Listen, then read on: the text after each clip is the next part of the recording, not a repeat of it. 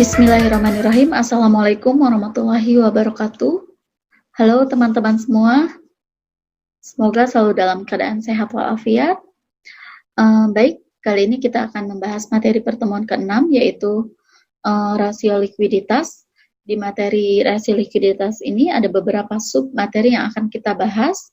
Yang pertama terkait dengan definisi, yang kedua adalah terkait dengan tujuan dan manfaat dari rasio likuiditas ini, yang ketiga adalah jenis rasio, dan yang keempat adalah contoh kasus. Oke, menurut Weston dikutip dari bukunya Kazmir, dalam bukunya Kazmir, tahun 2008 di halaman 129 menyebutkan bahwa rasio likuiditas merupakan rasio yang menggambarkan kemampuan perusahaan dalam memenuhi kewajiban ataupun utang jangka pendek. Jadi dalam rasio ini kita dapat melihat nih seberapa besar atau seberapa mampu perusahaan dalam membayar ataupun memenuhi hutang jangka pendeknya. Hutang jangka pendek ini atau sering disebut dengan hutang hutang lancar. Nah, tujuan dan manfaat dari rasio likuiditas ini dengan perusahaan melakukan pengukuran rasio likuiditas ini yaitu dapat membantu perusahaan atau untuk mengukur kemampuan suatu perusahaan dalam membiayai kewajiban atau utang yang segera jatuh tempo pada saat ditagih. Yang kedua, untuk mengukur kemampuan perusahaan membiayai kewajiban jangka pendek dengan aktiva lancar secara keseluruhan. Yang ketiga, untuk mengukur kemampuan perusahaan membayar kewajiban jangka pendek dengan aktiva lancar tanpa memperhitungkan persediaan atau piutang. Terus untuk mengukur atau membandingkan antara jumlah persediaan yang ada dengan modal kerja perusahaan. Lalu untuk mengukur seberapa besar uang kas yang tersedia untuk membayar utang.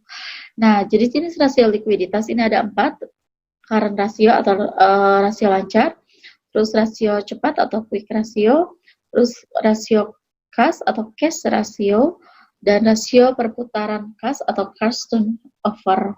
Nah, di sini kita lanjut ke kasus atau studi kasus. Untuk kasus, Ibu ambil contoh dari PT Campina Ice Cream Industri Tbk, yaitu merupakan salah satu perusahaan manufaktur yang ada di Indonesia. Nah, di sini Ibu ambil laporan keuangan dari sisi posisi laporan keuangan dari tahun 2019 dan tahun 2018. Ini nanti data ini yang kita jadikan sumber ya dalam mencari rasio likuiditas. Nah, yang pertama kita akan membahas rasio lancar. Rasio lancar di sini yaitu menjelaskan terkait dengan rasio untuk mengukur kemampuan perusahaan dalam kewajiban jangka pendek atau utang yang segera jatuh tempo dengan aktiva lancar yang tersedia. Nah, ini perbandingan antara aktiva lancar nih dengan utang lancar atau utang jangka pendek. Nah, ini datanya diperoleh utang lancar ini diperoleh dari laporan posisi keuangan di posisi aktiva dan utang lancar di posisi pasiva, yaitu utang jangka pendek ya. Nah, kita lihat di sini, ini untuk aktiva lancarnya nih.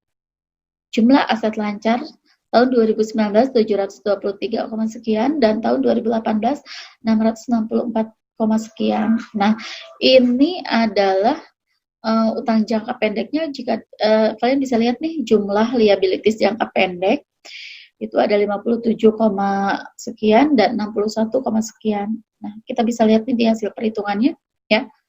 664 sama 60 dibandingkan 61, sekian ini untuk tahun 2018. Nah, jadi rasio lancar atau current rasio perusahaan Campina Ice Cream dalam waktu 1 tahun pada tahun 2018 yaitu 10,84%. Itu artinya aktiva lancar PT Campina Ice Cream Industri Tbk pada tahun 2018 adalah 10,84 kali utang yang harus dibiayai. diberikan biaya ataupun dibayar. Nah, artinya setiap Rp1 utang lancar dijamin oleh 10,84 aktiva lancar. Begitupun dengan yang tahun 2019 ya, teman-teman. Nah, selanjutnya ada rasio cepat atau quick ratio. Quick ratio ini merupakan rasio yang menunjukkan kemampuan perusahaan dalam membayar kewajiban atau utang lancar dengan aktiva lancar tanpa memperhitungkan nilai persediaan. Nah, di sini tadi ya, tanpa memperhitungkan persediaan berarti nilai aktiva lancarnya kita kurangin dengan persediaan, lalu dibandingkan dengan kewajiban lancar. Nah, teman-teman sama kok, persediaan juga posisinya ada di aset lancar. Ini. Persediaan lancar ya, nih persediaan. Nah, ini nanti akan mengurangi jumlah si aset lancar ini. Ada 171 untuk tahun 2019 dan 166 untuk 2018. Kita bisa lihat nih. Ini ya, 166 sama 177. Nah, nilai rasio cepat atau quick ratio pada tahun 2018 sebesar 8,11 menunjukkan bahwa perusahaan memiliki aktiva yang sangat liquid sebesar 8,11 kali utang yang harus diselesaikan. Artinya, perusahaan memiliki kemampuan untuk membayar 8,11 kali utang lancar. Sedangkan pada tahun 2019 nilai rasio cepatnya sebesar 9,64 menunjukkan bahwa perusahaan memiliki aktiva yang sangat liquid sebesar 9,64 kali utang lancar yang harus diselesaikan. Artinya juga perusahaan memiliki kemampuan untuk membayar 9,64 kali utang lancarnya. Nah, selanjutnya ada rasio kas. Rasio kas ini merupakan alat yang digunakan untuk mengukur seberapa besar uang yang akan tersedia untuk membayar utang. Di uang yang tersedia di perusahaan itu ada jadi melihat kemampuan itu ya untuk mengukur atau membayar utangnya si perusahaan. Nah, kas rasio ini kas plus bank dibandingkan dengan utang lancar. Kas plus bank juga sama, ini posisinya ada di aset. Ini ya, kas dan setara kas.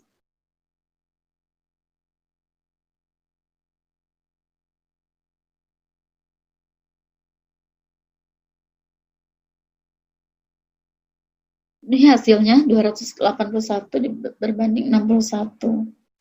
4,58% sama 6,07%. Nah, nilai rasio kas ini atau KAR pada tahun 2018 sebesar 4,58%. Artinya perusahaan mempunyai dana berupa aktiva dalam bentuk kas dan giro bank yang besarnya 4,58% dari utang lancar. Aktiva lancar ini adalah aktiva yang benar-benar siap digunakan secara cepat untuk membayar utang lancarnya yang segera jatuh tempo. Sedangkan pada tahun 2019 nilai rasio kas ataupun KAR sebesar 6,07%. Artinya perusahaan mempunyai dana berupa aktiva dalam bentuk kas dan giro bank yang sebesar 6,07% dari utang lancar. Baik teman-teman, untuk pertemuan 6 Ibu cukupkan sampai di sini. Sekian dari Ibu. Wassalamualaikum warahmatullahi wabarakatuh.